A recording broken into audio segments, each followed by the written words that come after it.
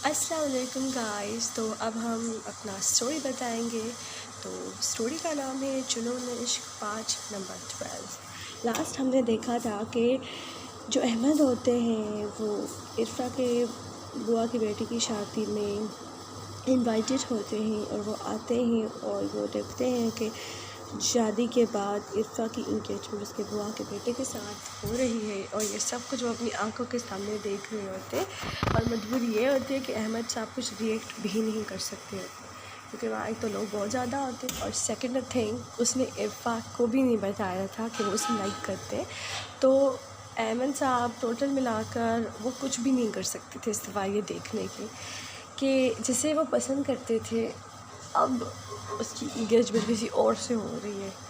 तो वो ये सारी चीज़ें देख रहे होते हैं, पूरा इवेंट वो देखते हैं और उसके बाद जब खाना खाने के लिए लोग आते हैं बैठते हैं और अहमद साहब को भी बोलते हैं कि आप आइए खाना खाएं, तो तब भी अहमद साहब सोचने के मैं चला जाता हूँ। फिर वो कहते हैं कि नहीं, मैं कोशिश करता हूँ इवेंट पे इरफ़ा से कुछ बात कर सकूँ।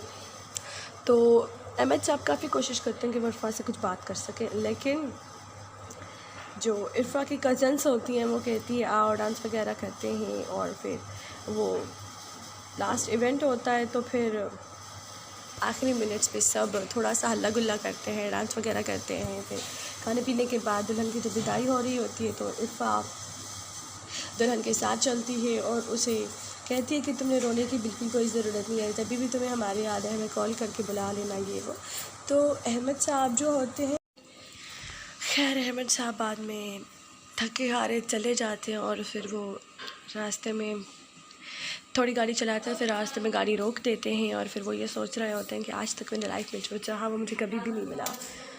और उसने चाहा कि उसकी फ़ैमिली उसके साथ रहे, वो अपनी फ़ैमिली के साथ टाइम स्पेंड करे, उसे वो भी नहीं मिला क्योंकि उसकी अम्मी का तो जल्दी डेथ हो गई थी और अहमद तब बहुत छोटा था। वो चाहता था उसके फ़ादर उसके साथ टाइम स्पेंड करे, लेकिन उसके फ़ादर को बिज़नेस के काम थे तो वो कभी भी अहमद पर ध्यान ही नहीं दे पाए।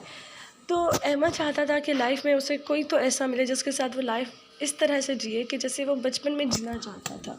और वो इरफ़ा उसे ऐसी ज़िंदा दिल इंसान लगती थी। वो चाहता था कि वो एक बार ज़िंदगी में सिर्फ़ एक बार अपनी एक ख्वाहिश तो पूरी कर ले, लेकिन उसे लग रहा था कि अब वो भी नामुमकिन है। तो अहमद को लग रहा था कि ऐसी ज़िंदगी जीने का फ़ायदा क्या जब वो जो चाहता है वो उसे मिल ही नहीं पाता। अब अहमद सोच रहा होता है कि चलो सुसाइड कर लेती है। अभी अहमद ये सोच ही रहा होता है कि अभी वो अपनी ये सोच रहा होता है कि हाँ मुझे गाड़ी का एक्सीडेंट करना है। और फिर अहमद सोचता है कि नहीं, अगर मैंने ऐसा किया तो बाबा का क्या होगा, मैं अकेला ही हूँ जो नहीं संभाल, अगर मैंने ऐसा किया तो कंपनी का क्या होगा और बाकी लोगों का क्या होगा। तो वो कहते हैं मैं मर भी नहीं सकता, मैं जी भी नहीं सकता, मैं क्या करूँ। तो उसे अपने एक पुराने फ्रेंड की कॉल आती है जो लाहौर में रहता है। तो वो कॉल आती है तो पहले तो अहमद ध्यान नहीं देता और जब वो देखता है फ़ोन पे तो वो देखता है कि उसके बहुत पुराने फ्रेंड की कॉल आई हुई है और वो कॉल पिक करता है, उससे बात करने की कोशिश करता है। तो उसके फ्रेंड को फटाफट पता चल जाता है कि जैसे कि अहमद बहुत ज़्यादा उदास और सैड है। तो उसका फ्रेंड फ़ौरन उसे बोलना शुरू कर देता है, ब्रो तुम इतने सैड क्यों हो, life is blossom, why are you sad. तो अहमद उससे कहता है कि यार मैं जीना नहीं चाहता, ज़िंदगी की सारी मतलब प्रॉब्लम्स मेरे ही पास आती हैं और तो सब अच्छे से अपनी ज़िंदगी जी रहे हैं, मेरे साथ ही पता नहीं है सब कुछ क्यों होता है। तो उसके फ्रेंड बोलता है देख मैं कुछ दिनों के लिए कराची आ रहा हूँ, हम मिलते हैं दोनों भाई और खूब इंजॉय करेंगे, घूमना फिरना गर्लफ्रेंड्स बनाना। तो अहमद कहता है यार मैंने वो सारी पुरानी चीज़ें छोड़ दी हैं, जैसे चाहता हूँ वो तो मिल नहीं रही है और तुम्हारी ये बातें शुरू होगी। तो उसका फ्रेंड बोलते हैं हाँ ब्रो, तुम्हें तो हर दूसरे इंसान से सच्ची वाली मोहब्बत हो जाती थी, तो अभी तुम्हें सच्ची मोहब्बत होगी, ये आर यू श्योर ब्रो। तो वो कहता है हाँ सच में, मुझे जिससे मोहब्बत हुई है ना यार अभी तक मैंने उसे बताया भी नहीं। तो कहते हाँ कॉलेज का तो तुम्हें पता है, मैं जब हम कॉलेज पढ़ा करते थे तो ऐसा कोई दिन नहीं होता था जब तुम किसी लड़की को रोज़ ना दो और वो तुम्हें या तो अपना भाई बना के चली जाती थी या तो फ्रेंड जोन में डाल देती थी। अगर कोई तुम्हारे साथ चलती भी थी तो उसका कोई दूसरा बॉयफ्रेंड सीरियस रिलेशनशिप वाला वैसे ही होता था। तो अहमद कह रहा था यार वो तो बस पार्ट टाइम के लिए था, अब मैं लाइफ में सेटल होना चाहता था, लेकिन मैं जो चाहता हूँ वो कभी हो ही नहीं पाता, लाइफ बहुत मुश्किल है दोस्त, बहुत मुश्किल है। तो उसका फ्रेंड बोलता है देखो चिल हो जाओ, हो सकता है तुम्हारी प्रॉब्लम मैं सॉल्व कर लूँ। तो वह कहता है कि अगर मैं तुम्हें कुछ भी कहूँगा तो तुम मेरे लिए कर लोगे। तो उसके फ्रेंड बोलते हैं हाँ सब कुछ कर सकता हूँ तुम्हारे लिए, बस खुद की जान के लिए मत बोलना कि मतलब मैं तुम्हारे लिए अपनी जान वेस्ट कर दूँ।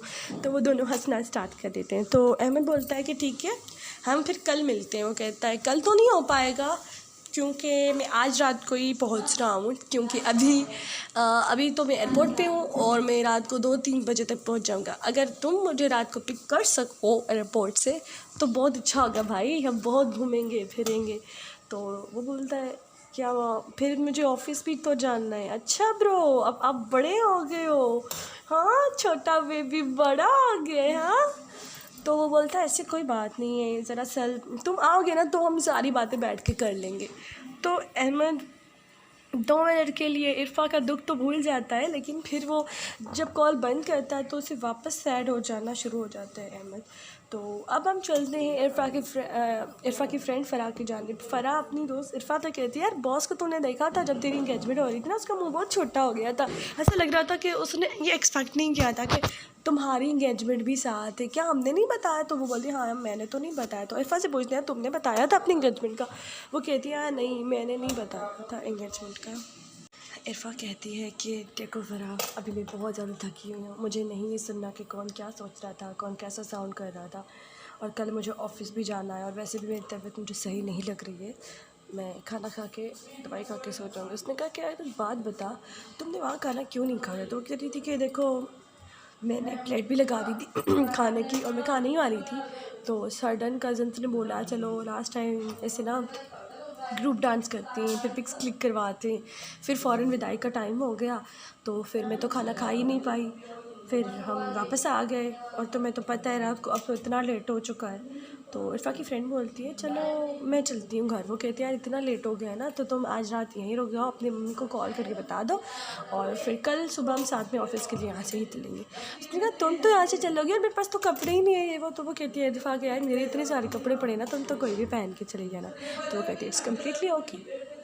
फिर सुबह होती है और फिर अहमद की जो दादी होती है और अहमद के रूम में आती है नाश्ता देने के लिए, तो वो देखती है अहमद तो घर पर है ही नहीं।